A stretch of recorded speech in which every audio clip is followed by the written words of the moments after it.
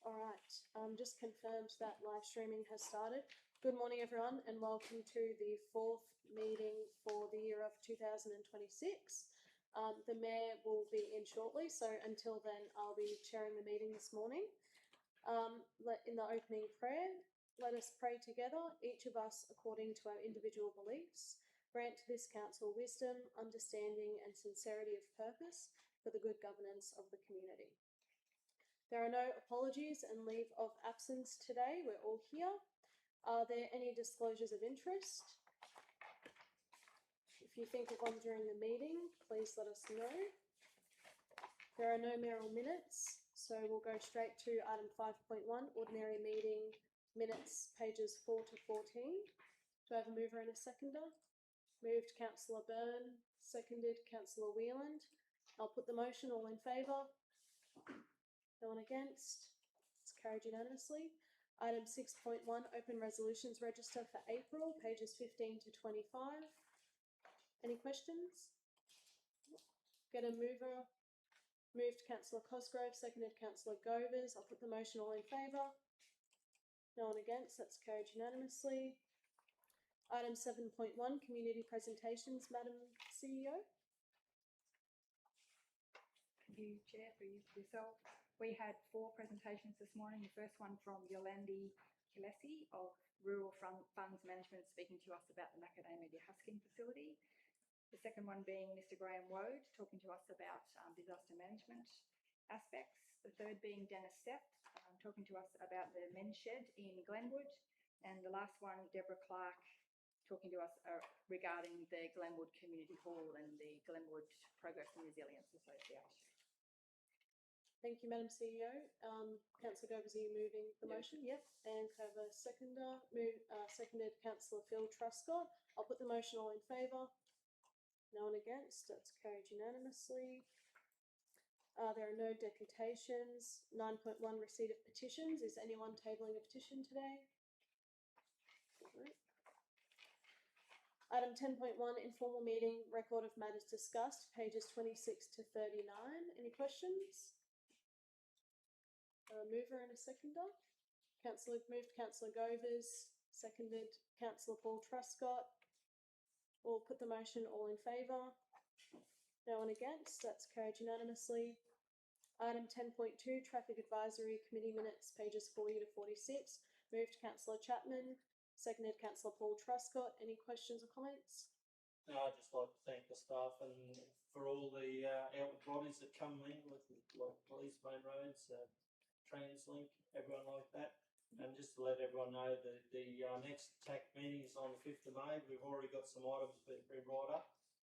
But if council has got anything, forward through to the director or myself, and we'll get it put on the table. Thank you.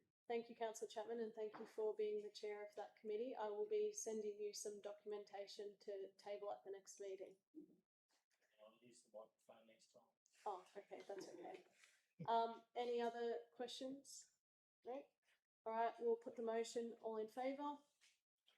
No one against? That's carried unanimously. And Mr. Mayor, are you ready to take over?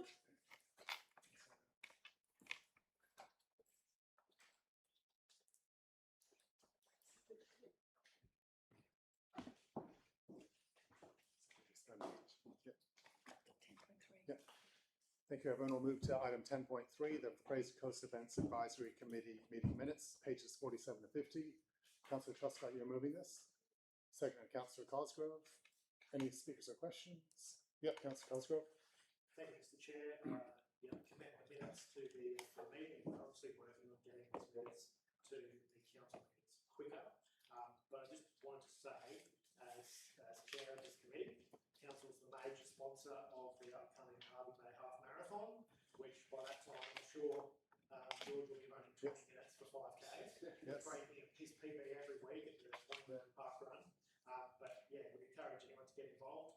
My park run hack is volunteering because my knees hurt when I run. So, but it's a fantastic event. It's going to be really good for our economy. And I'm really proud that council is the major sponsor of the Harvey Bay Half Marathon coming in June. So sign up, volunteer, get involved. And on the weekend as well, I did want to mention Councillor Govers, Councillor Fraser and I did actually win the community triathlon through total skill and fitness, I would have to say. And it was a great event as well. So here's to all these great events that are happening on the Fraser Coast, and may they be. Yeah, I met the youngest resident participant, Leo, yesterday. He was only 4. He's in the 2-kilometer race. There's a 91-year-old who will be in the half marathon. More than 2,200 people have already registered. Councillor Chapman? Mr Mayor, Fraser Coast Tourism Events actually and other councillors have met the new CEO for Fraser Coast Tourism Events, and Simon, very lovely person, and it's good to see the enthusiasm that Simon has actually got with and I've spoken to him about a couple of things. One thing is with the fire station in Maryborough, where it was made up as into a museum and it really isn't advertised or promoted. And another one was the trucking industry that wants to put sign writing all on their trucks. And Simon's following both of those issues up, and those trucks actually travel from Fraser Coast. The driver's got 5 beautiful Kenworth trucks. He lives in Division 8, so he's living in a great area. But he travels to Melbourne, Sydney, Brisbane, and it'd be great to see the Fraser Coast on a travelling billboard. So, Excellent. thank you, Mr Mayor. Yep. I'll put the motion. All in favour? Any opposed? That's carried unanimously. Item 10.4, Water and Waste Services Meeting Minutes, 51 to 56. Moved Councillor Byrne, second Councillor O'Keefe. Any speakers or questions? Put the motion. All in favour? Any opposed? That's carried unanimously. Item 10.5, the confirmation of the minutes for the ordinary council meeting of February. This is to correct them, I guess. Yep. Is there a mover for this? Councillor Farage, seconded. Councillor Wheeland. Any speakers or questions? Put the motion. All in favour? Any opposed? That's carried unanimously. Item 11.1.1. The attendance at the 2026 National General Assembly of Local Government, pages 69 to 77. Councillor Cosgrove. Thank you, Mr Mayor. I'll move the officer's recommendation with the names being yourself and Councillor John Whelan inserted into that recommendation.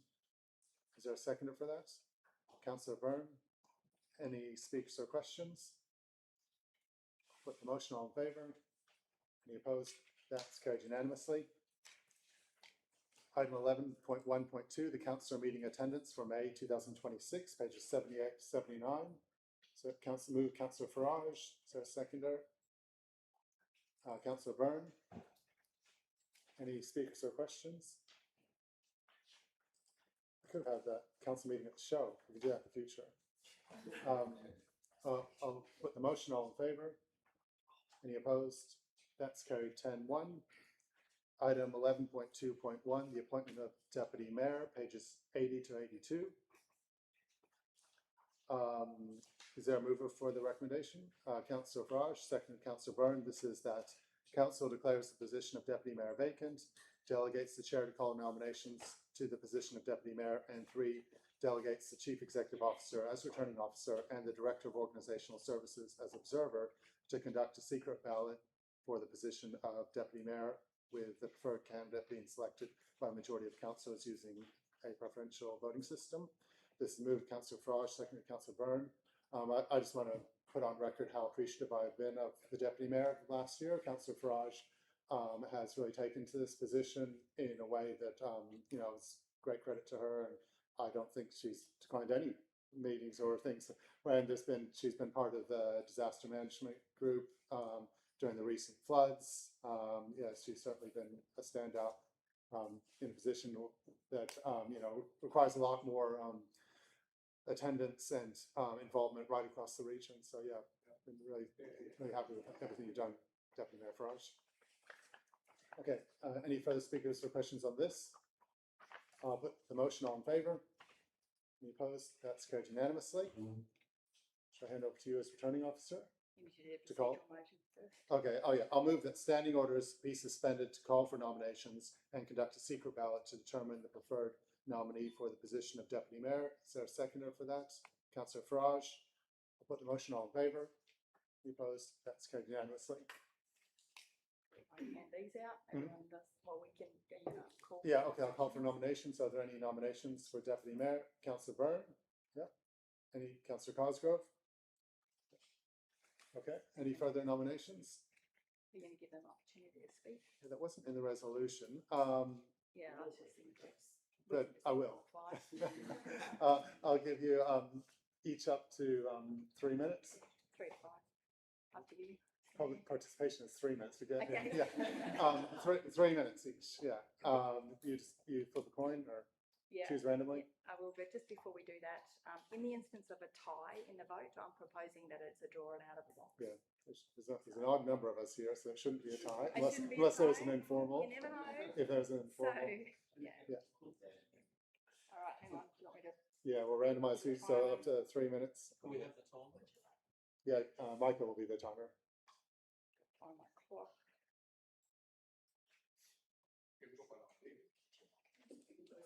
Oh, okay, yeah. That works, yeah. Okay, wow. We're just going Okay. alphabetical order. Yeah, okay, It's just That's my idea. yeah, well done. alphabetical order. Councillor Byrne. Only just B and C. Either way, it's still thank you. I'd just like to thank everybody for the opportunity to serve as Deputy Mayor. Firstly, though, I'd like to express my thanks to Councillor Sarah Farage for her outgoing Deputy Mayor. Your leadership and dedication to our community have been evident in your professional conduct. And thank you for your service and always placing the Fraser Coast at the centre of your work. It's been much appreciated, and I very much appreciate all the communities. Teamwork has always been at the heart of my decisions, and I truly believe that our best outcomes come from listening, sharing and growing as a leadership team. Our diversity, lived experiences and shared values make for balanced, passionate and positive debates. My experiences on the Audit and Risk Committee, Water and Waste Committee, the Hinkler Primary Leadership Team, have taught me the importance of transparency and accountability in governance. I have seen how critical it is to manage our resources sustainably for future generations, while the Inclusivity and Accessibility Committee have shown me how much richer our community is when we ensure everyone is welcome and can fully participate. All of this experience highlights the importance of advocating to all levels of government to obtain the best possible outcomes for our community. Having grown up here on the Fraser Coast, I know how much our region is changing and how these changes bring both promise and challenges. Our unprecedented growth means we must plan carefully for housing, infrastructure and environmental sustainability. As Deputy Mayor, I will work closely with this Mayor, the CEO and the Executive Leadership Team to align our strategic vision for the future. I will advocate strongly for established relationships to the state and federal governments, championing the needs and aspirations of our region. As we grow, we must keep the Fraser Coast livable, welcoming and full of opportunity for everyone. With a commitment to teamwork, good governance and a focus on integrity and leadership, we can create a vibrant, inclusive community for generations to come. We can move forward together as Team Fraser Coast for a brighter future for our region. Thank you.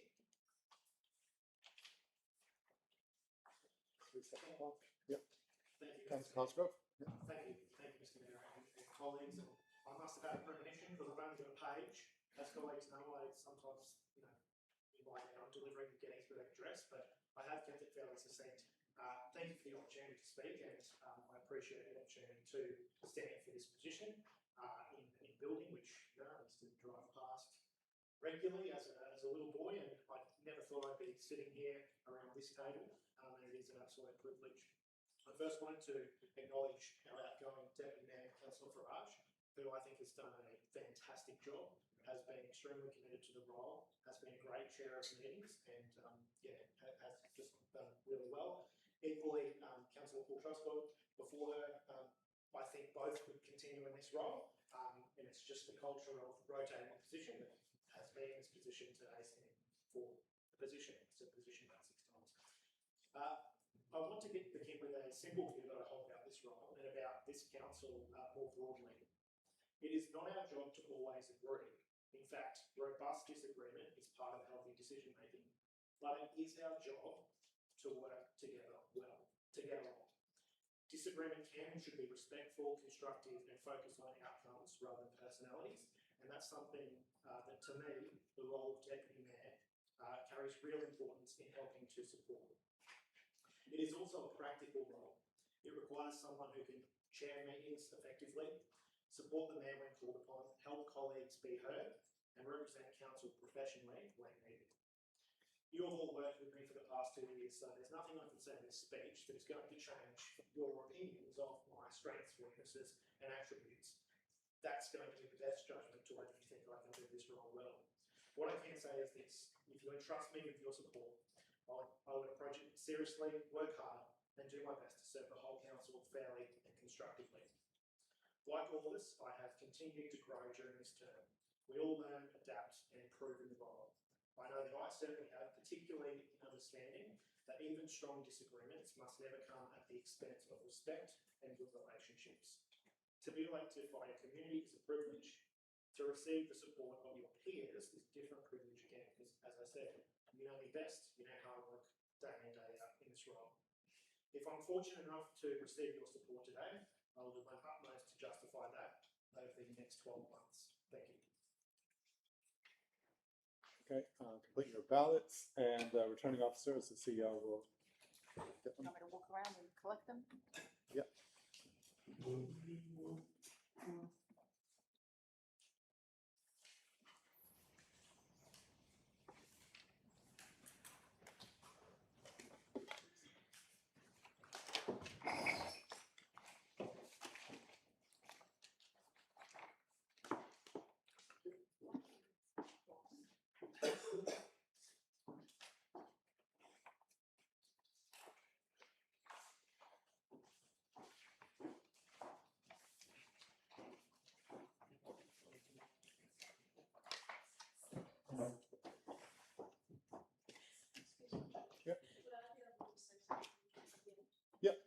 So, yeah, we still got another motion to do. You want to speak in that? Yeah.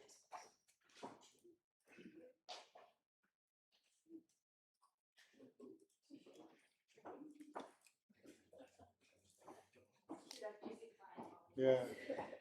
Yeah, can you do that? Yeah, try and get up next, some background music.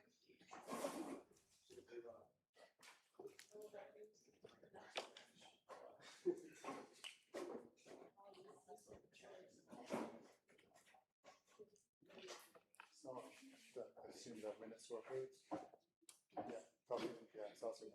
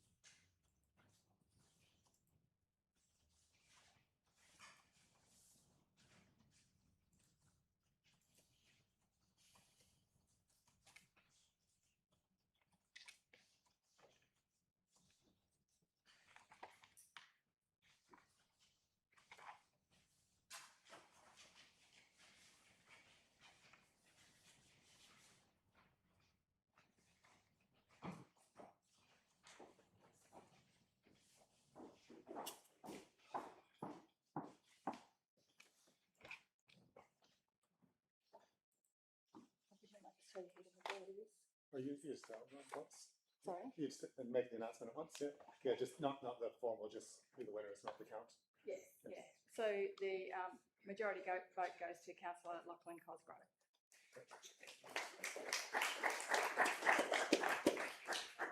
I'll move that standing orders be resumed. All in favour? Any opposed? That's carried unanimously. Is there a mover for the officer's recommendation? Councillor Farage, says Councillor Byrne seconding. That being appoints Councillor Lachlan Cosgrove to the position. Did you wish to speak to this, Councillor Farage? Yes, Mr. Mayor, thank you. Just to share a few words about my time as Deputy Mayor. Serving as Deputy Mayor for the last 12 months has truly been the love of my life.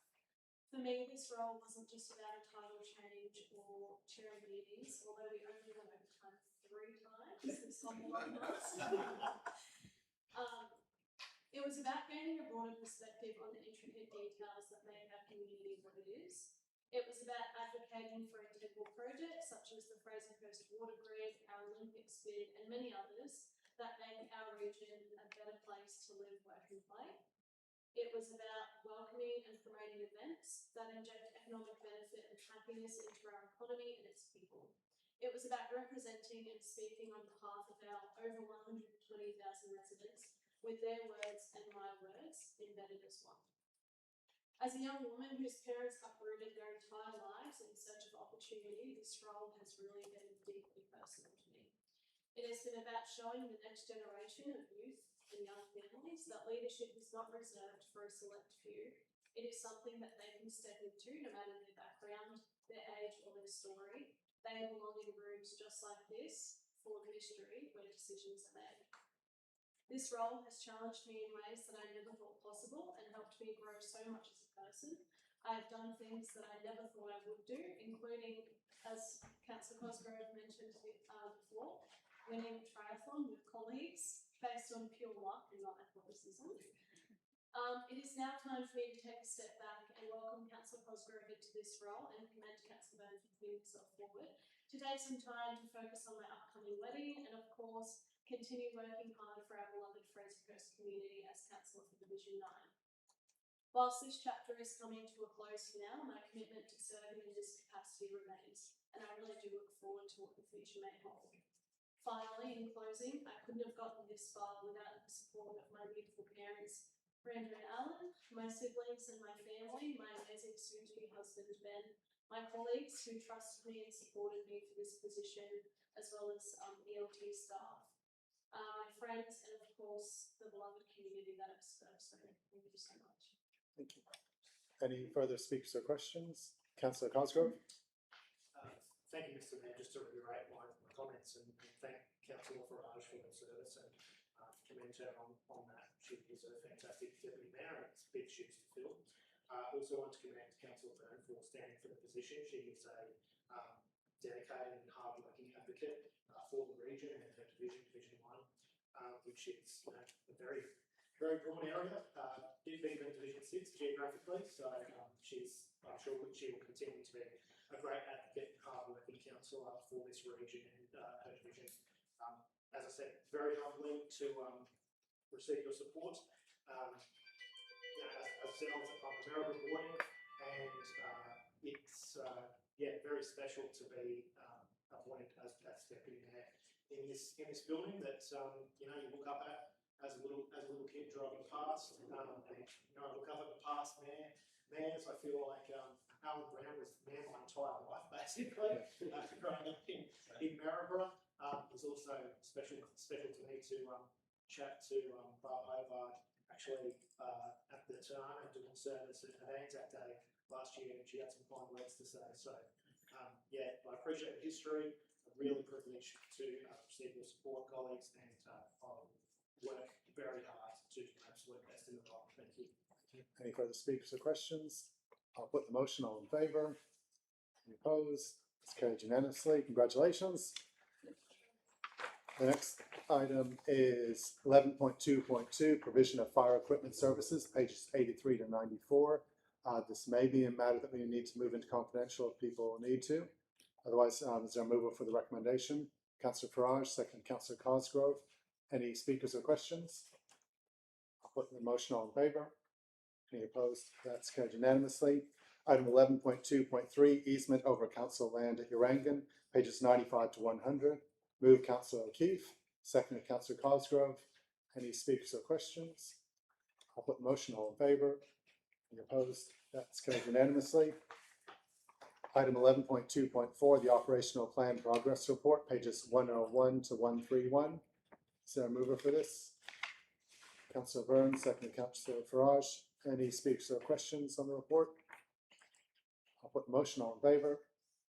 Any opposed? That's carried unanimously. Item 11.2.5, pages 132 to 143, the monthly financial report. Is there a mover for this? Councillor Byrne, seconded Councillor Cosgrove. Any speakers or questions? I'll put the motion all in favour. Any opposed? That's carried unanimously. Item 11.3.1, development application, material change of use, high impact industry for a macadamia dehusking, sorting and storage facility, pages 144 to 344.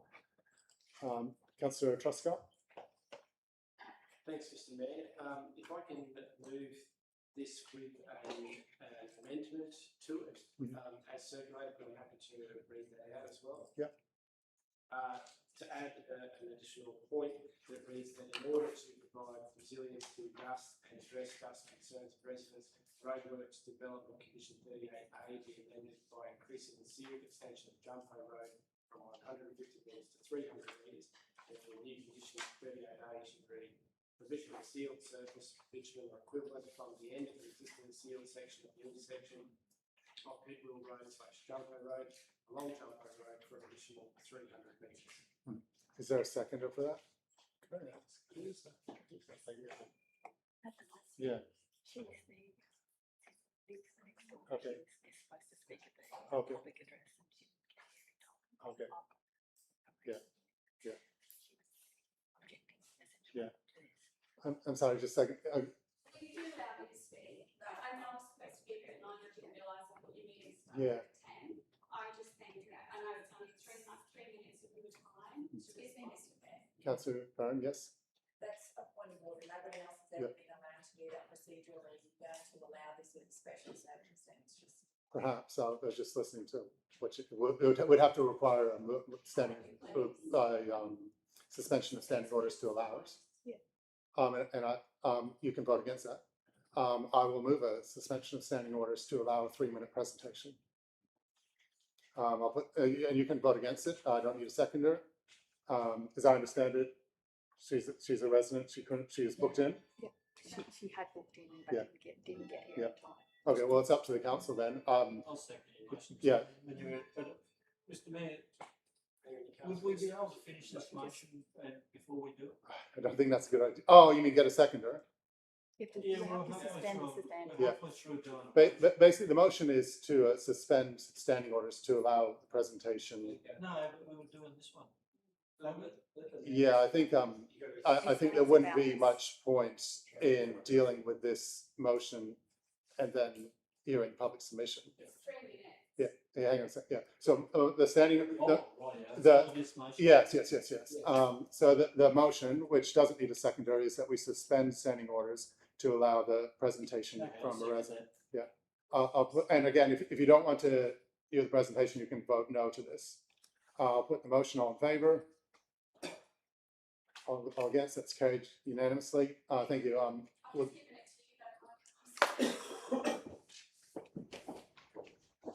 just give it to you, Mr. Mayor, to yes. be clear, I wasn't concerned about having the residents speak. I know. To have a speaker in the middle of a motion is my concern. That's why we suspended standing orders. Happy with that? Yeah. So just treat it like a normal 3 minutes. So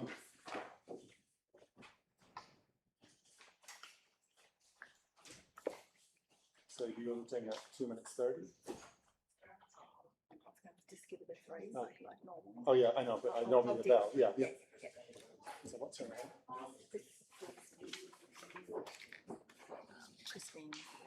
Okay, yeah. So Christine, so you have 3 minutes. The CEO will ring the bell when it's at 2 minutes 30. Okay. First of all, thank you for letting me speak. I really appreciate that. So good morning, Mr. Mayor and councillors. I would like shape the region's natural and built environment to enhance the livability of our communities and regional lifestyle. My name is Christine and I've lived at 26 Minter Road, initially surrounded by sugarcane for 22 years. We brought in a rural setting to enjoy all the benefits that it brings, but mainly to establish the life in a peaceful, quiet setting without stress and noise. We routinely walked, rode our bikes and horses. I pushed my son in a pram and he also learned to ride his bike along Jompo Road. There was little or no traffic, and I would not recommend any of these activities now due to the increased volume of traffic due to dust and also dust since the arrival of RFM. When we first arrived, sugarcane was a predominant form of cropping. The development application states 20,000 tonnes of cane was removed from this area, and they will only be harvesting 7,400 tonnes per annum, therefore decreasing traffic levels. But the sugarcane harvest was limited to a few weeks of the year in our area, and it cannot be compared to a high-impact processing plant operating between 6 a.m. to 6 p.m. 7 days a week for 6 months of the year in an expanding industry with no respite for the residents. Using RFM's own table, 2.1 traffic impact assessment, 8,372 vehicle movements in 26 weeks is predicted. This does not include the day-to-day operations of farm equipment, workers' movements, movements between farms, maintenance vehicles, tractors, quad bikes, side-by-sides. A local resident logged 80 vehicle movements in a 12-hour period over a week in recent months. My concerns is that the increased traffic and the location of the route that is proposed along Jimpo and Bidwell Road is for my concern is for the children who are picked up at that intersection and dropped off on their school bus, the sweeping bend prior to the intersection giving drivers no visibility to a stopped truck. There is no speed limit, the width of the road and the dust generated, which affects the residents as it goes into their drinking water. When speaking to the lady from the RFM, she stated that in the pre-lodgement meeting with the council, alternative option on Bidwell Road was proposed, and that to me would negate a lot of these concerns. Noise is a major concern with the allotted time frame, but the allotted time frame does not allow me to expand on these concerns.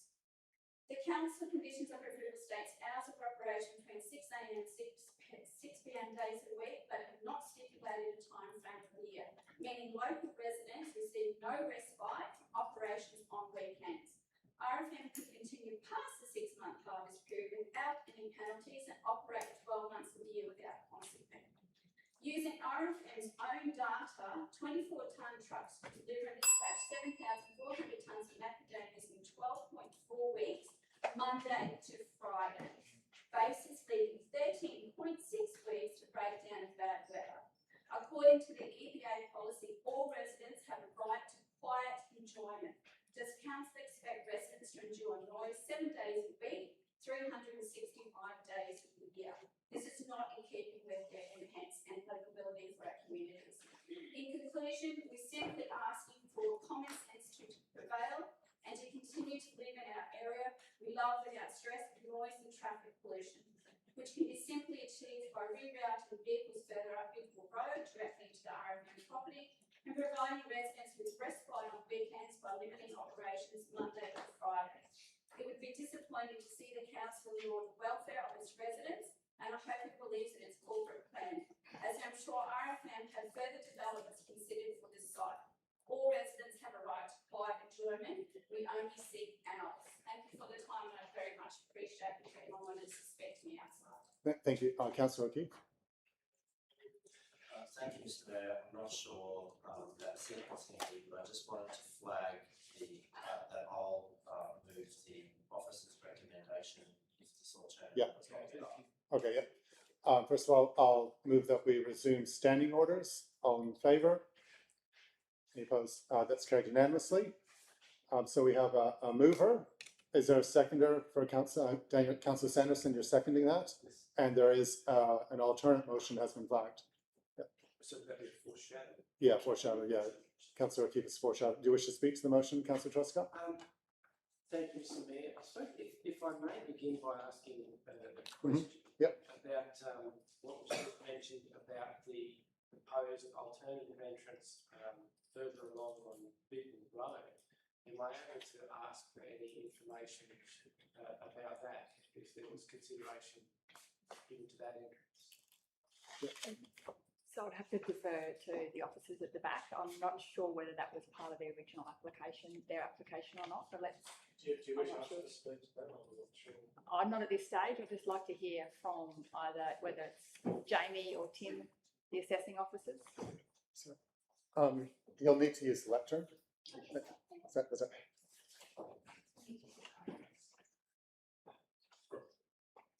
So through the chair, I understand how engineering officers have looked at the alternatives available as part of our assessment.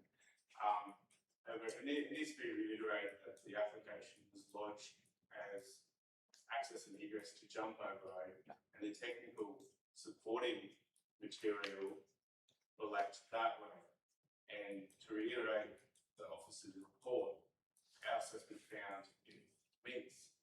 Our recommendation is that it meets the assessment benchmarks based on that assessment on that arrangement, based on the technical material provided. So that's the core of the assessment, is on that access and the technical detail provided for that arrangement.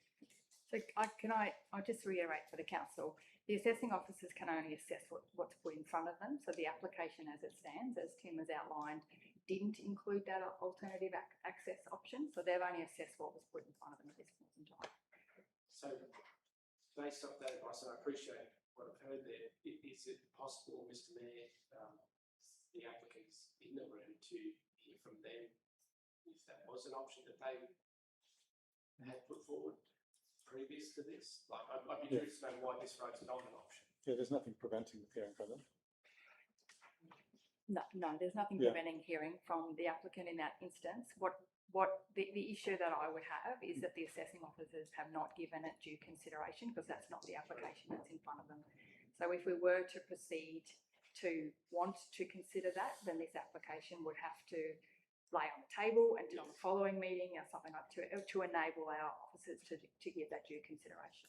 Yes, I appreciate it. Through the chair, to assess it properly, we would need that technical information provided and the application then require a formal change under the Act to change the application. Yeah. So it's a I appreciate that. Yeah, I mean, if the applicants have something of value to add to this point. This was, the applicant, we hadn't given sufficient formal consideration to the alternative because we formulated this plan in consultation with experts and council, and we think it's an appropriate plan as it stands, so we don't have an alternative to offer at this meeting. That's not your yes, no. So she was happy for me to suggest this yesterday. Yeah. Okay, Councillor Truscott. Yeah. Thanks, Mr Mayor. I will have to continue with this as it is then. Sure, what else am I to ask? I'll let, if there's any other questions, I'll come back to it, if that's right. Are there any other questions? Councillor Cosgrove? Yeah, thank you, Mr Chair. I do have a question to either assessing officers or the director, and I thank the executive manager for giving me sort of a preliminary answer. I just want to go to the difference in the proposal that's the motion now for us for 300 metres of ceiling versus like a timeline that has to be decided by. Can you explain how that condition was arrived at and how it's not? I don't think it'll be urgent. It was only made in November. 75, 200, 225. How exactly is the science around how we actually come up with a condition and determine that it is reasonable?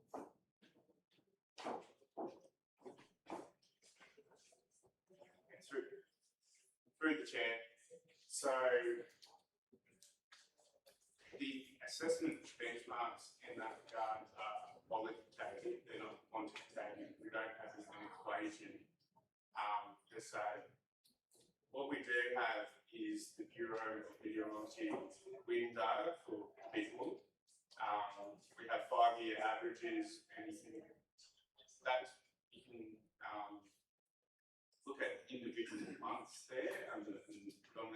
restrictions on the months when Yeah. the facility would be operating.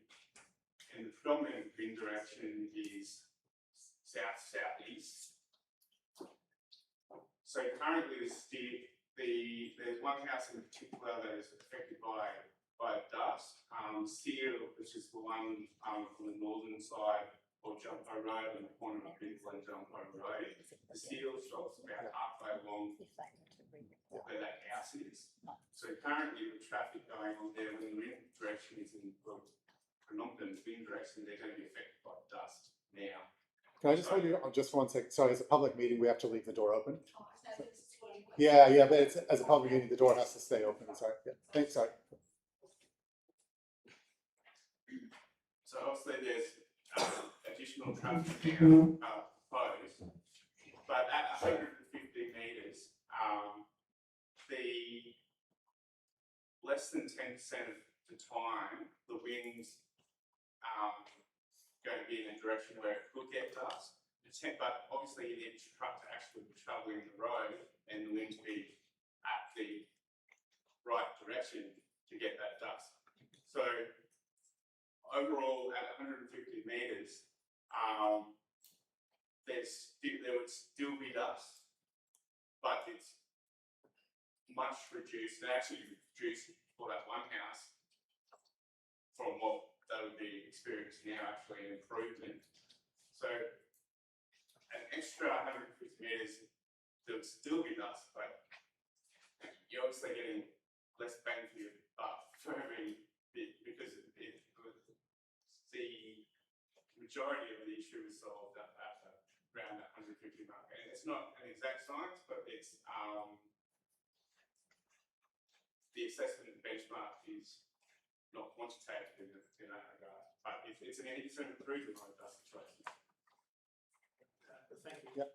Mr. Chair, I've received just 30 minutes between public presentations and meeting advice from the director. I just wanted to ask a follow-up question that it was quite some back of the envelope calculations that an additional 150 metres as proposed by this motion would cost in the order of $90,000. Can I just confirm with the director that's I'm reading that correctly, or have I misread that advice? Through you, Councillor, back here, like calculations taken three different scenarios. So it would depend on the scale of the bitumen in terms of the standards for the meters. I think the most expensive per kilometre metric was $1 million per kilometre for bitumen, but that considers the rural road standards. So it would be out of what the standard of road upgrade is that would determine the cost. But based on the cost that I'm providing in those three scenarios, I think that would be the basic cost. Thank you. And the other question I had for either Tina or Max, so director, acting director, is what is the maintenance of this road like if sealed? Will the applicant be able to just go and patch it up as they like? Can we create an arrangement like that? Because I think, to be honest, that would be better. It would be better for them, like, because trucks obviously cause a lot of damage to roads. Do we have any arrangements where we allow for them to do their own patchwork? I'm guessing not, but I'd like to hear the answer. I'm going to look at Max. I don't think Max can answer that question necessarily, but from my perspective, I would say that would be highly unusual for us to allow a private enterprise to do that type of thing. I wouldn't say that it's never happened, but it would be highly unusual. Thank you. So, to the officer's recommendation, I know I'm dealing with that currently.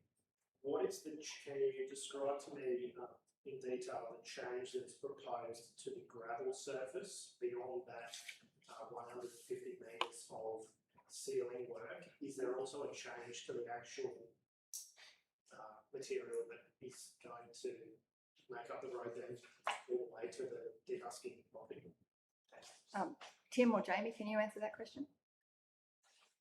Yeah, so the remainder of the road is to travel standards in accordance with, our plan scheme design for the road standard. So currently, right. Yes, yes. I'm just wondering if, Jamie, you've got a little bit more information.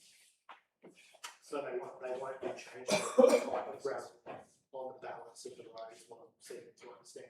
I understand what your question is, Councillor Cosgrove. I'm just wanting to check whether that is the case. Yeah, that'd be helpful. Thanks, Jeff. Thanks, Jamie.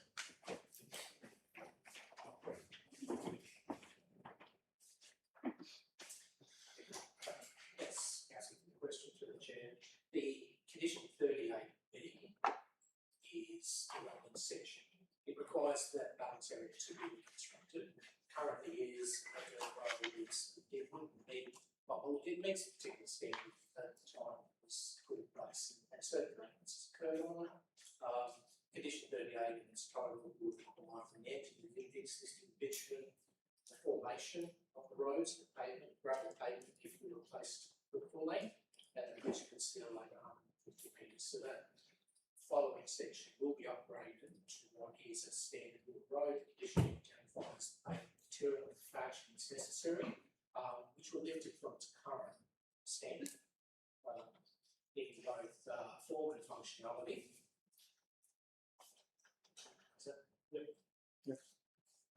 And just to go back to my first question about where the answer is about the wind modelling the like, I'm guessing that they don't go further into sort of the, I'm not a scientist, so but I want to say like the physics of truck movements. Trucks tend to suck things along. Is that taken into account in any way, or is it primarily just that meteorology, prevailing winds modelling, and not really looking at the type of vehicle? I could be wrong, but I feel like trucks sucks along more dirt than just a standard car. Through the chair, I can only by some experience, correct. We took the second charge of this. Even gravel road, when it's formed, no illusion that it will generate dust. It will generate gravel roads, generate dust. The distances, Tim's pointed out, 150 metres is cutting up the common direction. It's quite a substantial direction with a bump there too. You still have dust, going across properties there. You will still have dust and snow, but you don't really make dust in that environment. Vehicles will carry it. That's a state that can be experienced on any rural road where you have, or carry whether it's long trucks or cane trucks or trucks associated with a pick up dust and carry it just through their vibrations, put the brakes on, generate dust when we go to the intersection. So it's another illusion that it won't generate dust, but we also consider too we're dealing with a rural amenity. And it's not being said about the amenity area is it's priority agricultural area. Priority agricultural areas by virtue of their designation, the priority is given to agriculture and agricultural activities and processes. So the amenity you would expect to have and experience does have those limitations. The norm, what we're trying to do here is put in place conditions, and they are conditions for agriculture and should go to mitigate against what is proposed. So we're comfortable with 150 metres under that circumstance.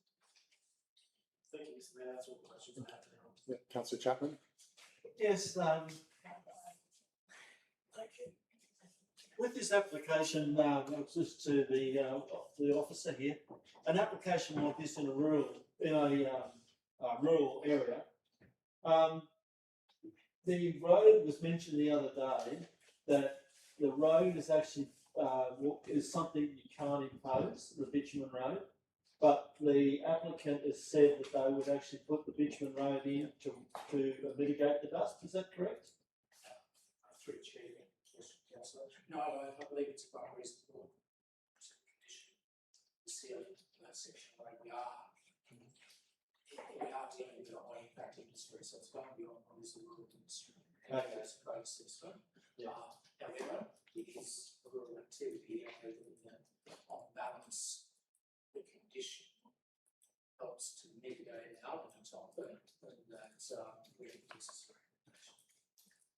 So the applicant's going to bitumen 150 metres, so we're going to gravel another We've spoken about 150 metres a few times. The current motion is 300 metres. Yes. Yeah. So what I'm saying is the original motion was 150 metres of bitumen. Yeah, which is now the foreshadowed motion. And then another 150 metres of gravel that's been instated. So when we go to 300 metres, it's really just a top coat over that 150 metres. Yeah. So it's virtually just this motion that's been amended is virtually just top coating. So you actually get 300 metres of bitumen. Yeah, through the chair. It's not exactly. The pavement will go over the top of a basin. The basin condition needs to be appropriate for steel compared to what's happening. But yeah, you're right, it's still a 4 ounce load. So construction of the pavement is different, but it's an extension of what's already in condition. And bitumen pavement would be easier to maintain than a gravel pavement. Through the chair. Yes. Mr. Mayor? Yep. Mr. Mayor, I'd actually like to speak for this motion. Okay. Yeah. Mr. Mayor and councillors, I will be supporting this motion for this facility within the region's conditions as stated. And I would like to thank the staff on their recommendations and this application. I'd like to take the moment to speak about the future of the macadamia industry in the Maryborough and wider Fraser Coast region and what it means to our community. The reality is macadamias are no longer an emerging industry here, but as a rapid becoming a major long-term agriculture pillar for our region after the closure of the Maryborough Sugar Factory with the loss of major jobs. The Maryborough area is now recognised as one of Australia's key macadamia growing regions within significant expansion in planning over recent years. Importantly, we are also seeing large areas of former sugarcane land being converted to macadamia production. What this means locally is quite significant. Over the next 5 to 10 years, many of these orchards will reach full production. That brings, with the increased demand for, as stated, over 60 local jobs, growth, logistics, and the real shift in the agricultural identity of the Fraser Coast. At the same time, global demands on macadamias continues to grow. Australia exports a large portion of its production to markets across Asia, Europe, and North America. This gives the industry a strong foundation with ongoing investors' confidence and long-term opportunities for our region. We're also well positioned to take advantage of this growth.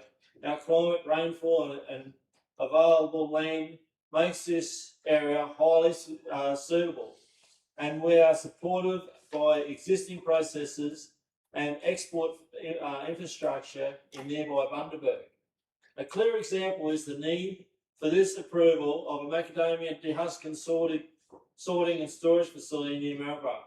This type of infrastructure is critical. It reduces transport costs for growers, strengthens the local supply chain, and it creates additional employment opportunities.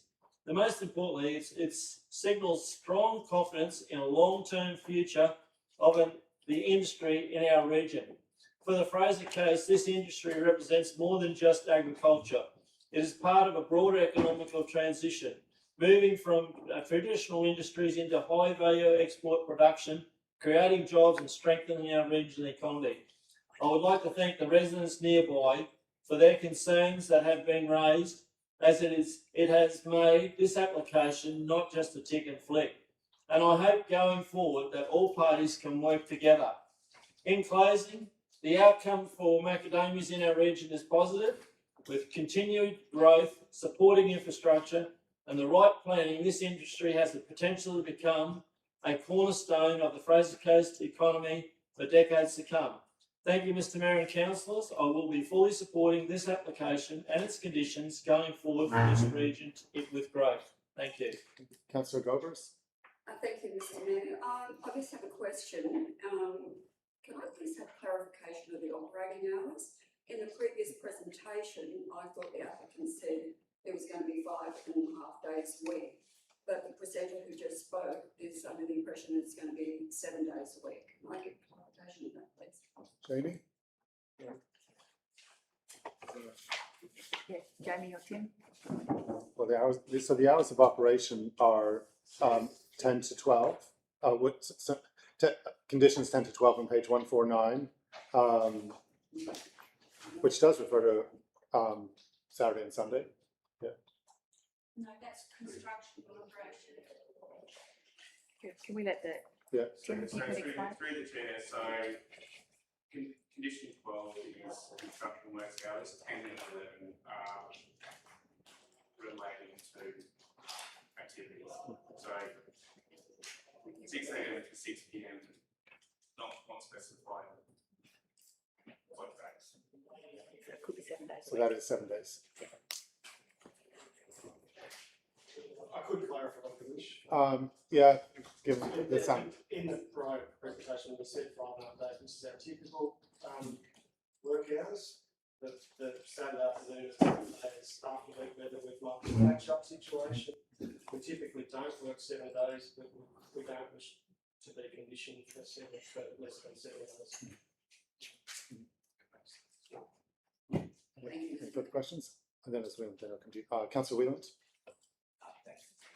I'm not speaking for or against it at this stage. I don't want to vote against this because I really like that we're exporting product and importing money into our economy, employing people. It's a great thing for us to need more of. But at the same time, the idea, I assume this business will be up and running and going great guns for decades. So that's where I struggle, that we wouldn't take a little bit of time and see if there isn't an ultimate route that will allow them to expand and grow without any interruption to the community. As I said, I'd struggle to vote against this because it is, it's production, it's importing money, it's importing product, it's a local employer. So it's struggling at the minute that we haven't seen if there is even feasibility for an alternate route. Something I think we might have briefly mentioned in free.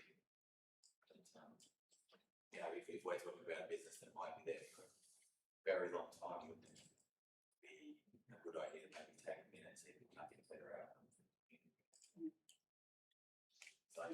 So we can make we have to make a decision on the application that's put in. I understand the time frame that if a decision is not made today, it is a deemed refusal. Hang on a second. Just before I come to you, there's a couple of people for you, Councillor O'Keefe. That's correct, Director, that if there's no decision made today, there's a deemed refusal. So yes, that's my understanding that we have reached the time frame that is in the refusal period. So yes, that's Okay. Yeah, not really reasonable if we say, hey, make this decision, it's not, and there could be a better outcome, or it's refusing, or we don't want to refuse it. So it's frustrating. Councillor Byrne? Hang on a second, the CEO might want to respond to that. I was going to say something to yourself. Okay. Yeah, Councillor Byrne, yeah. thank you, Mr. Mayor. Just back to the operating hours, I too picked up on the fact that we have made a couple of different Yeah. decisions or thought processes with that. And I'd also like to thank Christine for speaking as someone who grew up on Bigwell Road, it's my old stomping ground. Just quickly, for clarity, you guys are pretty much planning on being 5.5 day a week operation. The 7 days a week just allows if you have breakdown, whatever. So that won't be you. Business as usual won't be 7 days. Excellent. Thank you for clarifying that. I do appreciate that. That's really good. Thank you. And just to clarify what I said to Councillor Whelan before, the process for deemed refusals is the applicant would have to correspond with us and get, but they would get the deemed refusal if they wanted it, if we didn't make the decision today. Councillor O'Keefe? Thank you, Mr. Mayor. I'll be speaking for the proposed development, but against the amendment to extend the ceiling of the road from 150 metres as determined as suitable by the officer in the officer's recommendation. I am not supportive of increasing the ceiling of the road for the reasons outlined by the officer that we just heard before. At some point, adding an extra metre of ceiling you reach a diminishing return on your investment in increasing the lineal length of the ceiling of the road.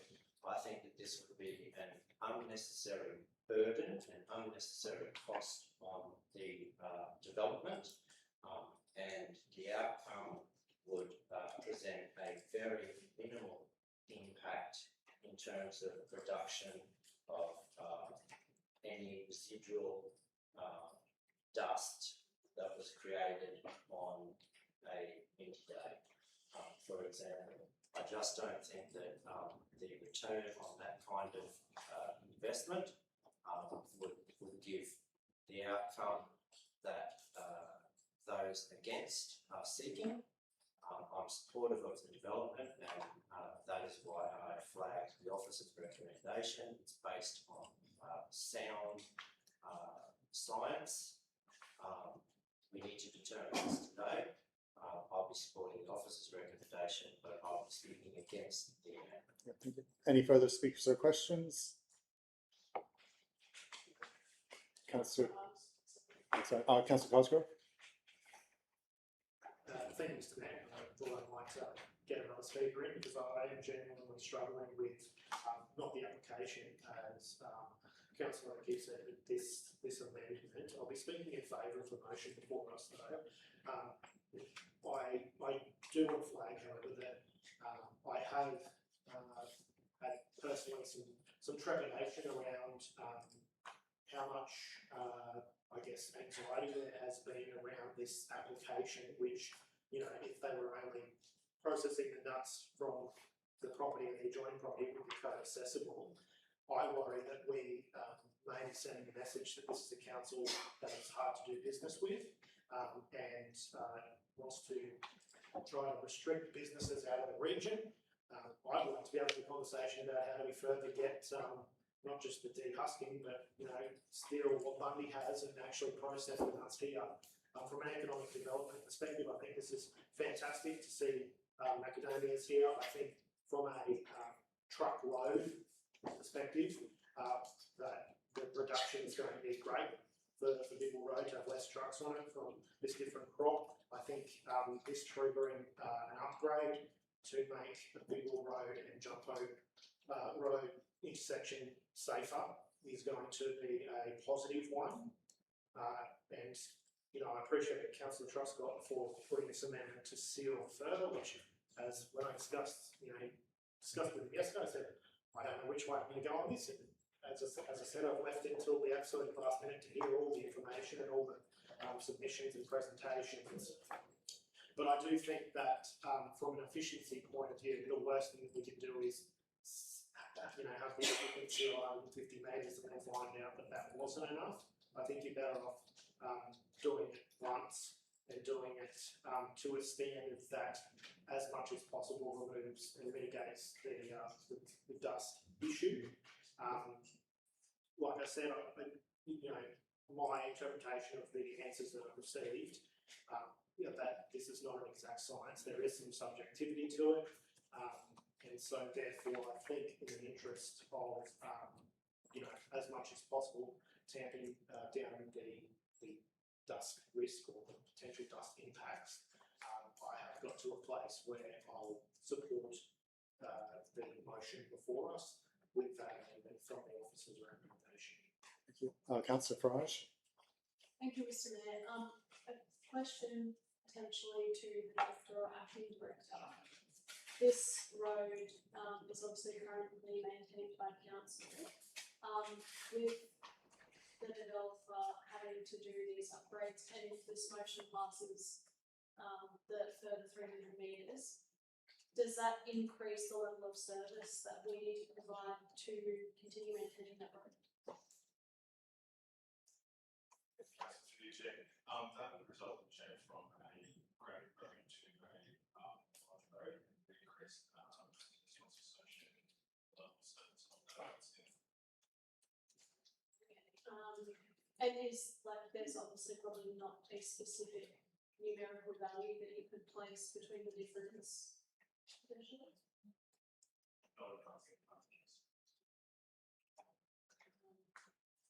yeah, I suppose myself, like Councillor Cosgrove, am struggling with this because, yeah, where possible, we need to promote businesses like this. I think it's fantastic. It's in our by-bay regional plan. These are all the things that we want for our community. My concern is similar to Councillor Cosgrove. Do we want to be nitpicking and be seen as not welcoming towards business? Of course, we've got to still maintain, you know, dust and all those expectations for community. So it's a bit of a hard one because, you know, the cost is quite large for this increase in road.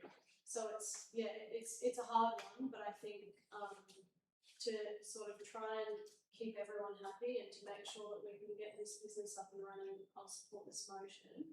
But I did want to also thank the officers for your hard work and diligence on this. I know that this type of agricultural business is something we've been seeking out for a long time in Fraser Coast. So to be able to embrace it and for it to be assessed, and we've had numerous briefings and questions on this. So yeah, I really appreciate the hard work on this one. Thank you. Yeah, thanks. So just on that, Max, so if you seal a road, you're saying the maintenance is more, because I mean, we wouldn't send graders out there for that section anymore. You're talking about like the depreciation of the asset from there, the actual day-to-day maintenance of it would go down, wouldn't it? Yes, Matt, thank you for the question. I'll be more than happy to take that on those points. Yeah. So for the purpose of discussion, yes, that's true. Our total costs. Yeah, because you're depreciating it. Yeah. Specifically, how much rate is going on. However, on basis for that type of project, there are costs additional. So you go from, you're no longer grading it, you're just going back and fixing potholes. That's correct. Yeah. Appreciation. Yeah. Yeah. Any further speeches or questions? Councillor Truscott, you have a right of reply. And so Councillor Truscott's a right of reply because there was a speaker against. There is still the foreshadowed motion. So if this motion is lost, then we go deal with the foreshadowed motion, which is the officer's recommendation. Thank you, Mr. Mayor. Just to be brief, that I think as Councillor Flash said, that Councillor Cosgrove summed it up very nicely. I think that it's a difficult position to be in where we want to attract business and we don't want to make things difficult, but at the same time we do want to look after the residents as well. And from having driven that road and inspecting it, from reading about the noise mitigation measures, I think those things, from what I've read and understood, seem to be taken care of. But from physically being there, just from a car being on the road, the dust was by far the biggest concern, seeing this below out. And I know that if that was my place on the corner there, that was the closest to it, 150 metres of extra ceiling would make a massive difference to the amount of dust that is blown directly towards my property. And that's why I'm pushing for this. I don't think it's a big ask considering the amount of vehicles that will be on it. I think that seeing that, I would be a little bit more comfortable knowing that there's a lot less dust coming on my roof and tanks. So that's why I've made an amendment, and yeah, difficult position to be in. Thank you. I'll put the motion. This is the motion moved by Councillor Truscott, seconded Councillor Sanderson. All in favour? Any opposed? That's carried 10-1. Next item is 11.5.1, Public Amenities Review and Optimization, pages 345 to 349. Is there a mover for this? Councillor O'Keefe, seconded Councillor Farage. Any speakers or questions? Councillor Farage. Thank you, Mr. Mayor. Just to thank the staff for their hard work and diligence when it comes to our public amenities. It's always tough. We have a very, very big region with a lot of public amenities spread across, and sometimes, unfortunately, they are vandalised, you know, set on fire, etc., and our staff have to deal with the aftermath of that. You know, we're a tourist community, we're a community full of families where people need these facilities, and it's always really disheartening to seeing people sort of walk in and then walk straight out again because the people before them haven't been responsible and used their common sense almost. So I think this will not only support the community moving forward, but it also supports staff to be able to better do their jobs, because sometimes, you know, the scenes that they have had to confront whilst just going in to do regular maintenance, or, you know, what our cleaners have had to confront, are really not part of the job description, and I find it really unfair and unjust that they have to almost be put at risk sometimes. So yeah, looking forward, hopefully we can get a really good strategy together that will inform where we put amenities locks, what we do with them, whether we lock them or not, and you know, the different design principles that we can implement. I know that last year myself and Councillor Gomes were in the Sunshine Coast for something, and we absolutely thought their public amenities were fantastic, and we came straight back and spoke about how good they were. So if we can look at what other councils are doing successfully and you know, bring all of that information back, we can really get some good outcomes. So yeah, thank you to the staff, especially for bringing this up. Thank you. Councillor Truscott? Yes, I'd like to speak in favour of this too. After seeing the disgusting photos that Max or somebody sent, we have to do something or try with some formula to fix this. It's terrible that few people wreck the whole community for the ratepayers and all the other good people keep it good. I mean, the cleaners have said to me that they go in, clean the place up. I get complaints about Harvey Bay toilets from people from Glenbury. And they say, they go into Harvey Bay toilets, disgusting. But the cleaners say they went in, 20 minutes later, and it's stuffed again. It's really not bad, so really not good. So actually, it is bad. So I'm absolutely supporting this. Thank you. Councillor Gomes? Thank you. Not to repeat what my colleagues have said, everything you said is absolutely true. I will support this motion. I also want to acknowledge the team who do an amazing job delivering for our community. I think having a strategy in place will strengthen that work by providing a clear, coordinated approach in how we plan to manage our public amenities.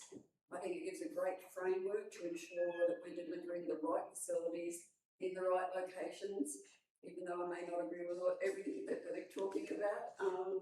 And I think it's to a standard that we need. And to what Councillor Farage said, yeah, the toilets on the Sunshine Coast, we were amazed. They even smelled nice. So, you know, we just thought, we've got to bring this information back and hopefully bring it to our region. Thank you. Councillor Byrne? Thank you, Mr. Mayor. Yeah, I 100% support this motion. As recently as yesterday, I was in Howard where we're putting a brand new play equipment in Bella Park. And there's families all around, can't wait to use the new play equipment, but the toilet there was actually shut because somebody had vandalised and ripped the basin off the wall. So we, as a community, want these services there, but as a council, I think we're obliged to come up with designs that minimise the disruption to our community through vandalism. The damage is costing us a fortune, and I think if we're going to deliver effective services to our community, we need to have these policies and these reviews in place. And I think this is going to be a huge step forward with our Olympics coming on board. We're going to have a ton of people in our community as it grows. And from the tourist point of view, we just need to do better as far as this goes. So I really, really welcome this, and I think it's going to be a huge benefit to the region overall. Thank you. Thank you. Councillor Wheeland? Yeah, just to echo what my colleagues have said, and to add that just to optimise accessibility as well, so that you can have access to our facilities no matter what your ability is, and just to provide, I guess, you know, you go along the Esplanade in Harvey Bay and the character is set by what infrastructure we provide. So I think looking at styling, so not only to deter the kind of vandalism that my colleagues have spoken about, but to have that appealing and sort of, I guess, less big concrete block that blocks the view. You know, so have some amenities and aesthetics as well. I think it's good actually start to give Harvey Bay its character, or at least add to character and housing. Councillor Truscott? Thanks, Mr. Mayor. Yes, happy to support this one as well. And just to concur with the comments made by fellow councillors, it made me think back to, I think it was in my first year on council, and I asked for a report on the cost of vandalism to us at that time. So it's 10 years, it was between $500,000 and $1 million per year. And so I can only imagine that in 10 years that cost has risen massively. In not only the cost of how much everything is these days, but just the fact that vandalism seems to always be on the increase, unfortunately. And so, yeah, any effort to try and improve the situation, I'll support. But thinking of specifically public toilets, I thought it would be appropriate to give a shout out to the Sister and Chapel people, because I think that's probably our only public toilets that are not really vandalised. Because obviously there's volunteers there, and it makes it a lot harder for people to do that knowing there's someone just there. So I think they'll do a terrific job of looking after one of our assets. Yeah. Councillor Chapman. Thank you, Mr. Mayor. Mr. Mayor, this is a sad day, I feel. I feel it's all about respect. And I think that there's a little handful of group of people in our community that have got no respect for other people's belongings. Yeah. We put facilities out there for people to use, and they get vandalised. As one of my pet hates is vandalism. But I just think that I remember years ago we had to lock up toilets. We were paying security guards to lock up toilets, go around at 6 o'clock at night. And these facilities are put there for people to use. And I always think the big word is respect. Respect facilities that you use, because they're put there for our community. And but I will be voting for this motion because it'll bring a report back on some options. But maybe we can look at different things on our facilities, more lighting and things like that around, and to try and deter. But that'll come all back in a report. But Mr. Mayor, I still think it's a sad day when we've really got to spend so much money on facilities that we put there for our community to use, and they're well needed facilities, especially with the elder demographics we've got. Thank you, Mr. Mayor and councillors. Any further speakers or questions?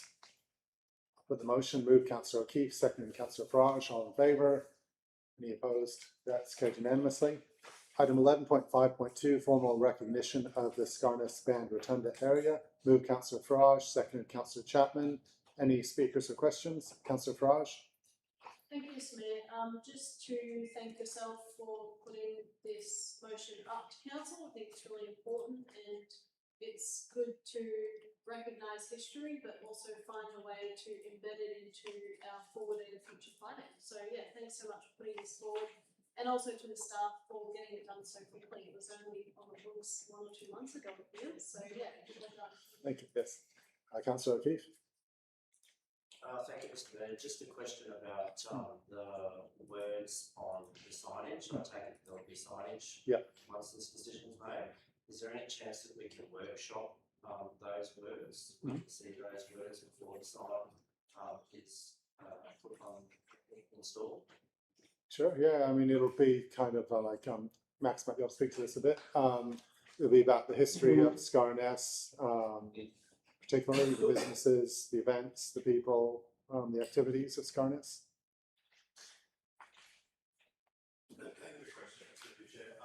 More than happy to circulate after the signage.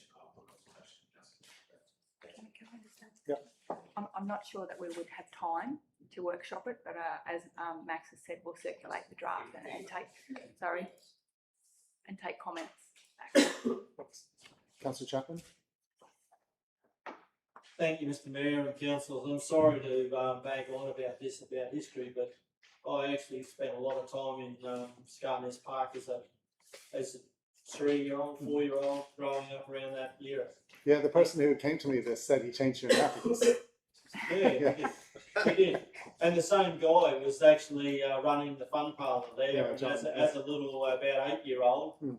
I had some invisible string with a rubber snake on the end, and as people would walk in, I'd pull the rubber snake across the hallway as a bit of a joke, and we all thought it was fun, and we all had a good time. We all laughed about those sorts of things. But Scarness was one of the most vibrant little areas in Harvey Bay.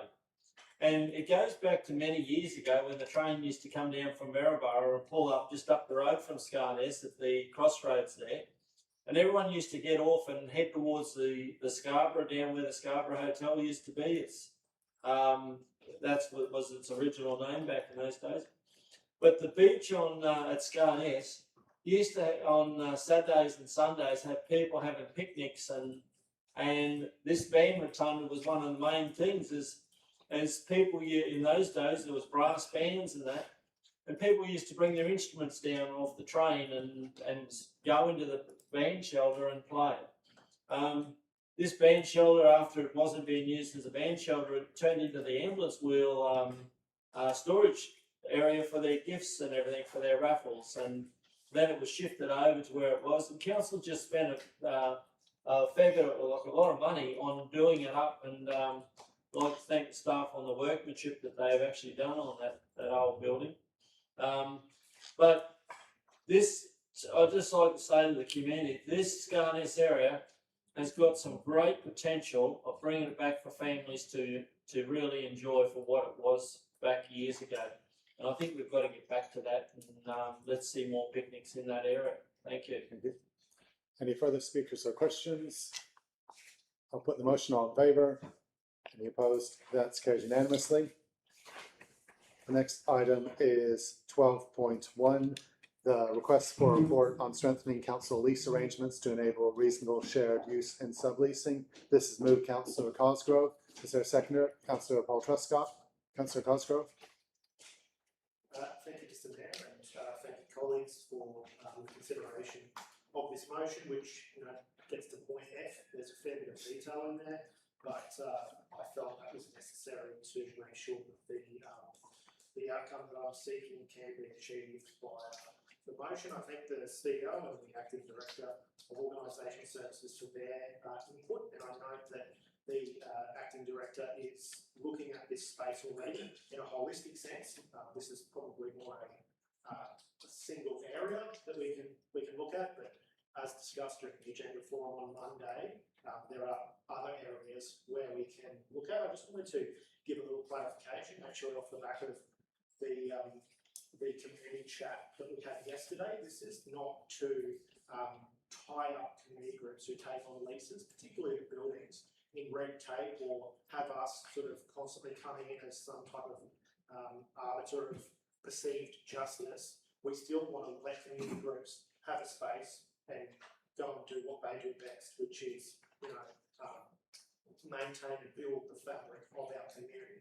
I will actually use a specific example that really focused my attention on this issue, and that's a sporting field. I'm not going to specify any groups, but a sporting field, it's on a long-term lease to a group.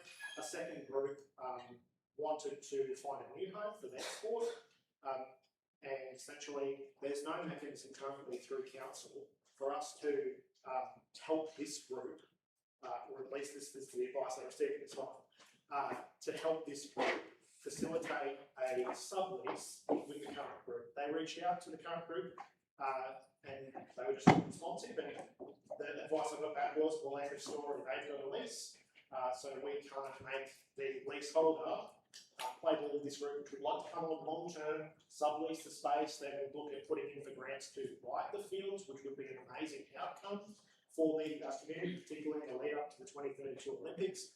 So it's very frustrating for me to hear that,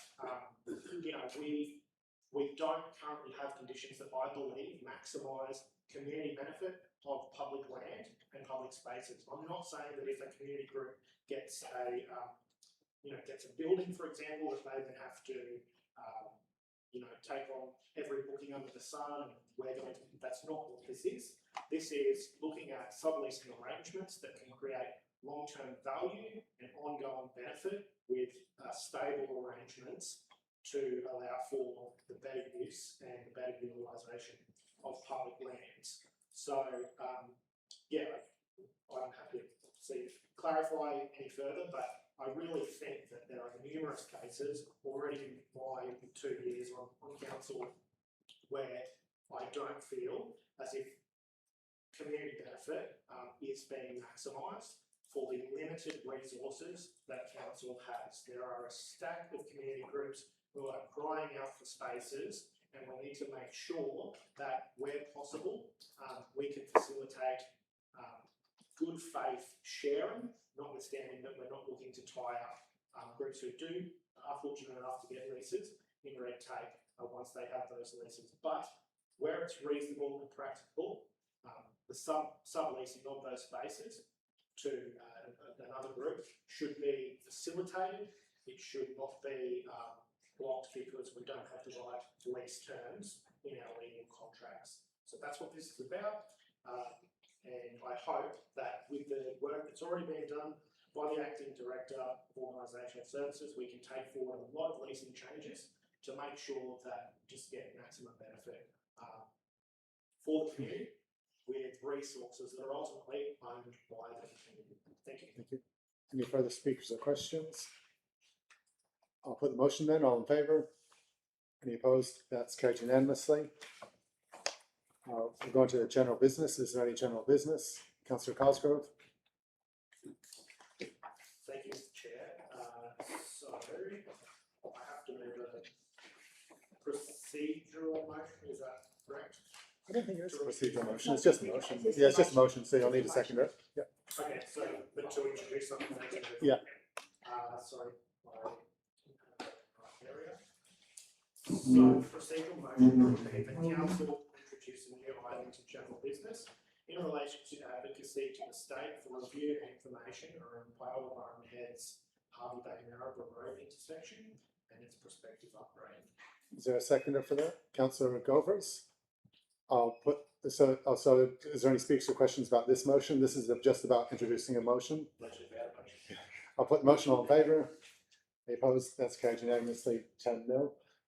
Yep, so you can move the motion now. Yeah, so the motion I'd like to move is that council write to the Minister for Transport and Main Roads and the Minister for State Development, Infrastructure and Planning, seeking urgent reconsideration of the currently planned upgrade at the intersection of Harvey Bay Maribor Road and Pyalba Farm Heads Road, including whether the proposed route represents the optimal long-term investment, having regard to projected growth, network performance and broader corridor priorities, and requesting consideration of alternative higher order options capable of meeting long-term demand. Also request updated advice on project timeframes and clear public communication to the community regarding delivery timing regardless of final design. Is there a seconder for that? Councillor Govers. You wish to speak to your motion, Councillor Cosgrove? Thank you, Mr. Mayor. I'm moving this motion because it raises a broader question than just one set of traffic lights. Too often in regional Queensland, we are asked to think small. We are told the Fraser Coast must choose between one constrained intersection or another, one bottleneck or another, one delay point or another. That is a false choice. The real question should be, how do we grow the Fraser Coast transport funding pie so that our community is not forced into endless trade-offs between much needed projects? We know what major investment looks like when government decides to prioritise it. In Brisbane, Cross River Rail was originally promoted at around $5.4 billion, and the current whole of project figure cited by the government is about $19 billion.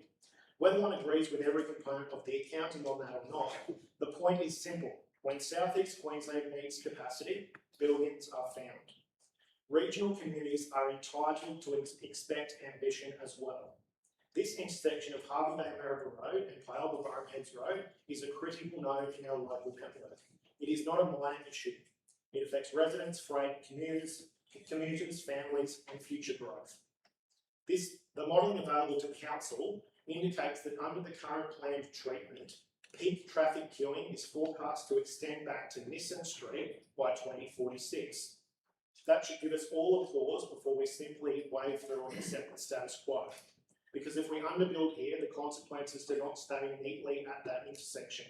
We place more pressure on surrounding roads, we increase the incentive for rat running through suburban streets in nearby waters, and we shift congestion onto local neighbourhoods that were never designed to function as overflow arterials. That matters greatly to residents in nearby waters and the region more broadly, particularly as that community will soon sit within the electorate of Maryborough. This motion does not dictate the design. It does not pretend council are the engineers, although we do have very good engineers who provide great advice. It simply says that before significant public money is committed, the state should reconsider whether the current proposal is the right level of investment for a growing region.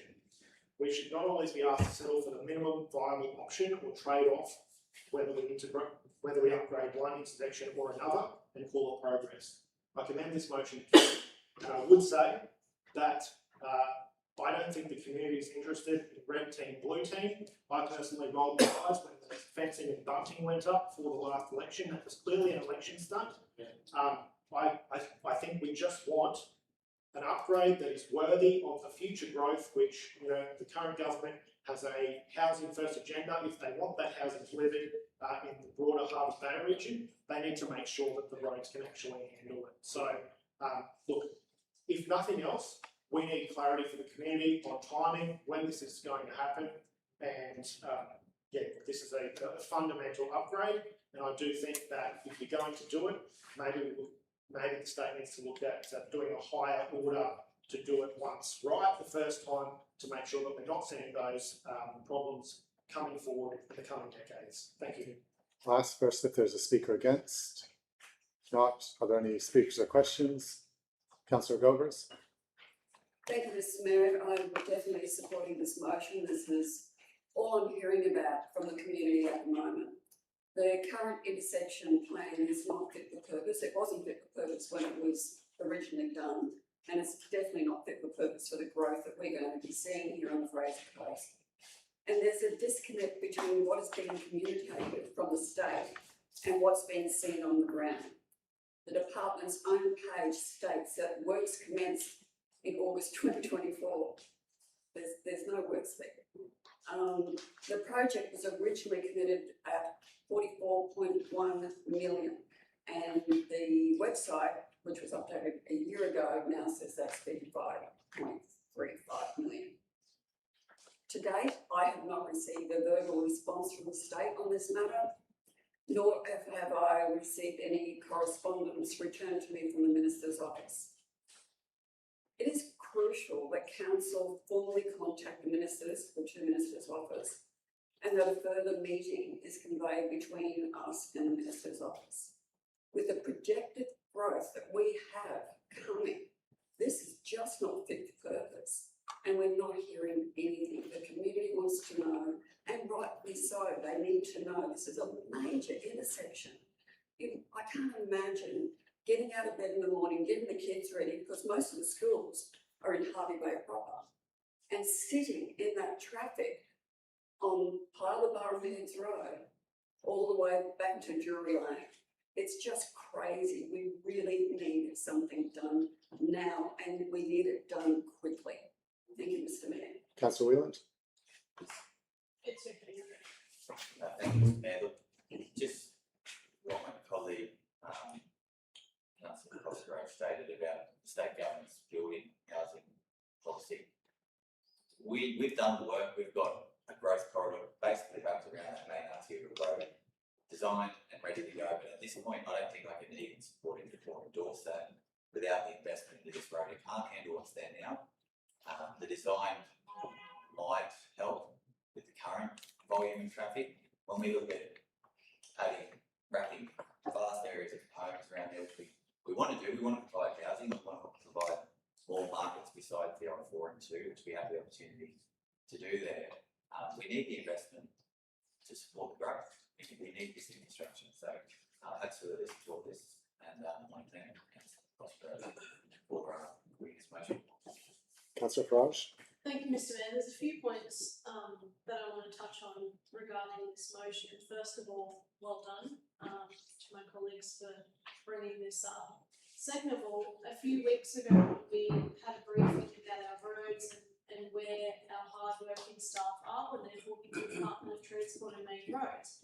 We had a slide up on the screen that actually showed that by the time the Tyro bypass has been constructed and finished, Harbour Barnheads Road will be busier than it by almost double the amount of vehicle movements per day. And it's really interesting and, you know, pertinent that we note that Harbour Barnheads Road is busier by a lot than the road between Harvey Bay and Maryborough, although people might disagree, but if you drive them both, especially during peak hour, it is a noticeable difference. It was a noticeable difference 6 years ago, well, 7 years ago this year, when I used to traverse that road to school, and it's definitely a lot worse. So I absolutely empathise with the residents that have to deal with that every single day. We have been working really hard in the background to plan for the future. We're one of the fastest growing regions in this state. Yet when it comes to these intersection upgrades, just as Councillor Cosgrove said, we have to think regionally and not, we just have to settle, and I just think that's wrong. And I think as a council, you know, by voting for this motion, we will refuse to settle, and by demanding action, we will not only show the community that we're serious about this, but also the government that we need to get this done.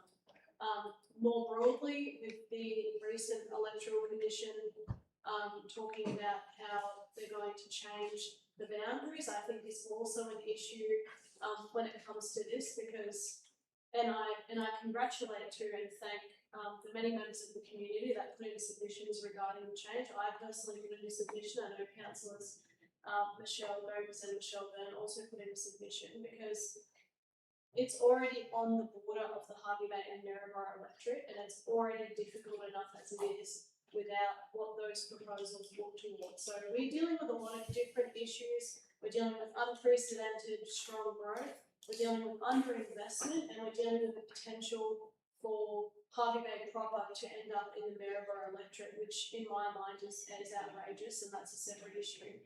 But all of these things together are actually creating a perfect storm for us. So we need to get ahead of that bell curve and demand some action from the government to make sure that we get this done once and correctly, because building an intersection that the community is already going to outgrow by the time it's finished is just ludicrous. And if council was to do that, we absolutely came over it.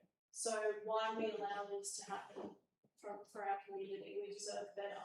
Just because we're a region, it doesn't mean that we deserve substandard infrastructure. Thank you.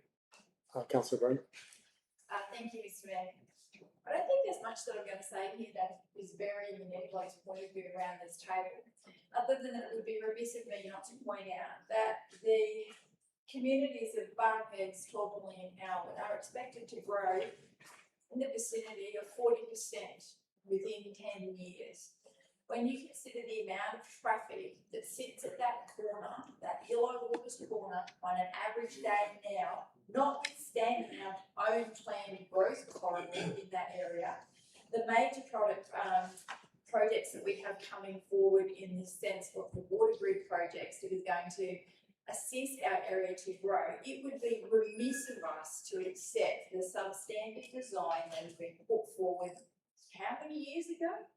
And it was out, like everyone has said, it was out of date when that happened. There is no way that any of us think that the current set design is going to do any service to our communities.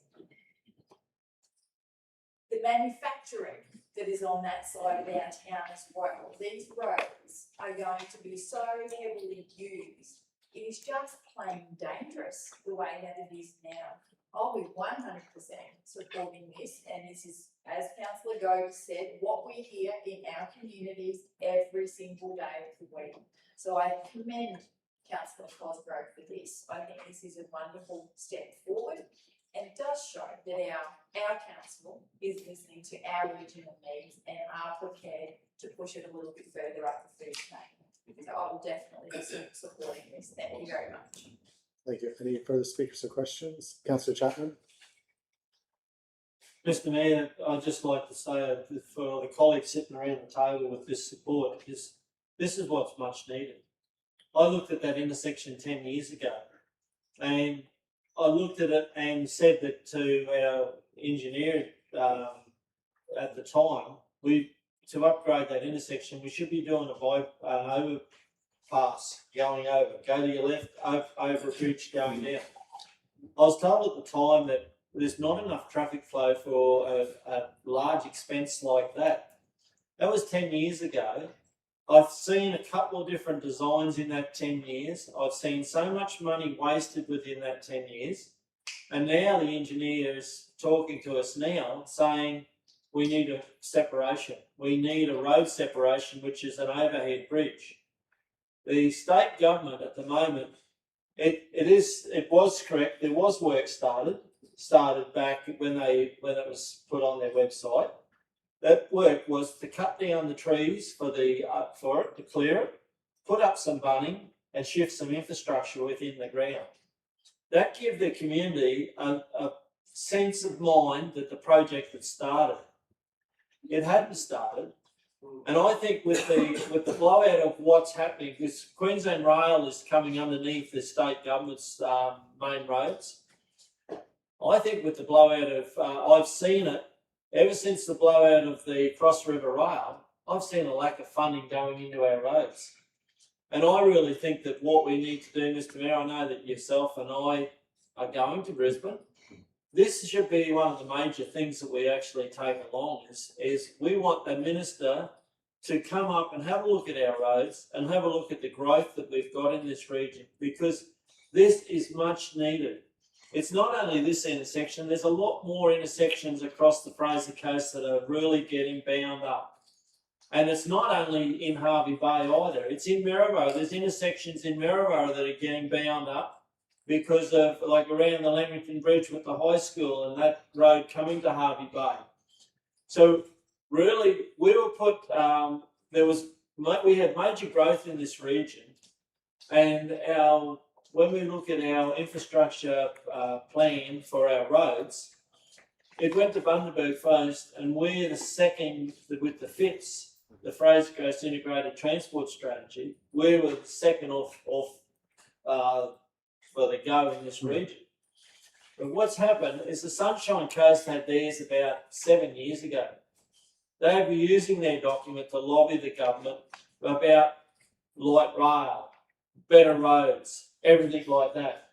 They've got the document. We still haven't got our document yet. And we had that document, it'd give us something that we could walk along and say, well, this is what we need.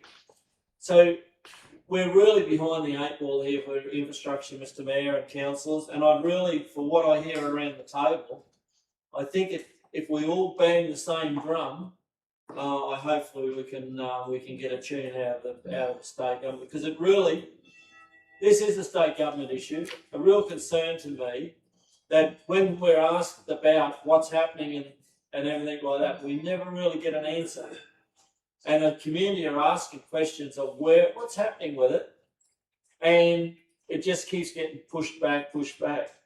And I know when the bucket's got no money in it, Mr Mayor, it's hard to get money out of a bucket that's got no money. But we've got to be in front of these other governments, because I listen to like the Gold Coast, the Brisbane, Toowoomba, Sunshine Coast, all these bigger communities. They're really looking for money also, but they haven't got the concerns that we've got in this intersection. And Councillor Cosgrove, I take credit for what you're doing. I think it's about time we took this political and made sure that the governments really do know what problems that we've got in this region. Thank you. Thank you. Any further, Councillor Sanderson? Just a question, Mr Mayor, to yourself or to the CEO, just in relation to the process for this. If we write to the minister, both ministers, will we automatically just send a letter to the local members? Yeah, we would CC both state members, yeah. Councillor Chapman? Mr Mayor, just a question to the CEO. Yeah. CEO, we've actually sent letters to the government over the last couple of meetings. We've sent prior to that. Have we had any replies on those letters? So is this the police beat one? What was the other one? There was another one about the bus services, about looking at the bus services. There's been a few letters that this council sent to the, and we've had no replies. No, yeah, sorry, through the chair, no, we haven't. As far as I'm aware, we've had no replies from the letters. Mr Mayor, Yeah, Can I Councillor ask a Chapman. question if that could be followed up? Yeah. It wasn't a direction, it was a question. Councillor O'Keefe. Thank you, Mr. Mayor. I'll be supporting the drafting of a letter to the government requesting a level of urgency around upgrading this intersection. I am concerned that it could present an opportunity for delay during the reconsideration process, but my council colleagues have made it very clear how important that intersection is in terms of future growth, how integral it is in terms of our decision making around opening up further growth fronts is, and I would ask the state government to prioritise regional communities. I understand that there is a need for inner city super stadiums, but you can't forget the regions. We need this intersection upgrade. We needed it yesterday. This is not an opportunity for delay.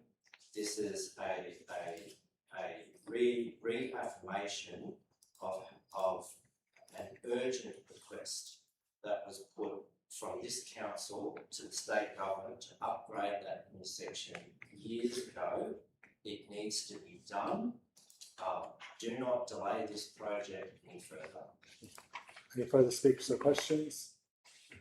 I'll put the motion. Move Councillor Cosgrove, seconded Councillor Govers. All in favour? Any opposed? That's carried unanimously. Is there any further general business? We'll move to item 15.1. People want to discuss the confidential report. We'll have to move into confidential. This is page 360 to 479. Does anyone want to move into confidential to discuss the report? Councillor Whelan is moving that council move into closed session pursuant to section 254J3 of the Local Government Regulation 2012 for discussion of item 15.1. Is there a seconder for that?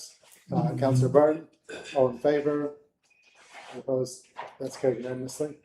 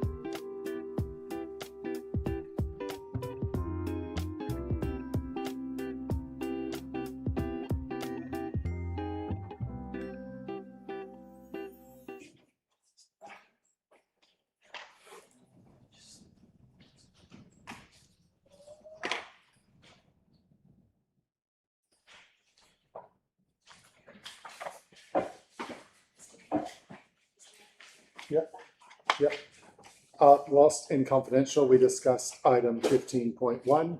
I'll move that the meeting resume in open council. Is there a seconder? Councillor Sanderson, all in favour? Any opposed? That's carried unanimously. The motion on the screen is moved Councillor Cosgrove, seconded Councillor, sorry. The motion on the screen is moved Councillor Cosgrove, seconded Councillor Chapman. Do you wish to speak to this?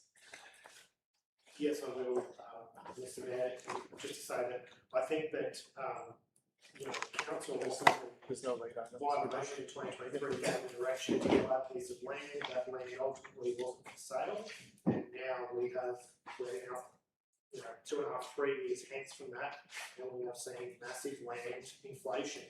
I don't think that's a question of whether Harvey Bay. Hang on a second, Lachlan. Paul, can you open the door? Sorry, Lachlan. Thanks. I don't think the question, I don't think any of us know the answer to the question of whether the broader Harvey Bay region will end up with a new cemetery, to be frank.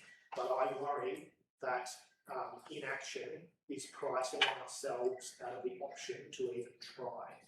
Because, all of the areas we're looking at, we're going to be in competition with developers to buy this. I think there was a number quoted that we've seen since that 2023, some land valuations inflate as much as 500%. Forgive me if I've misquoted that, but the time to buy land was yesterday, if not tomorrow.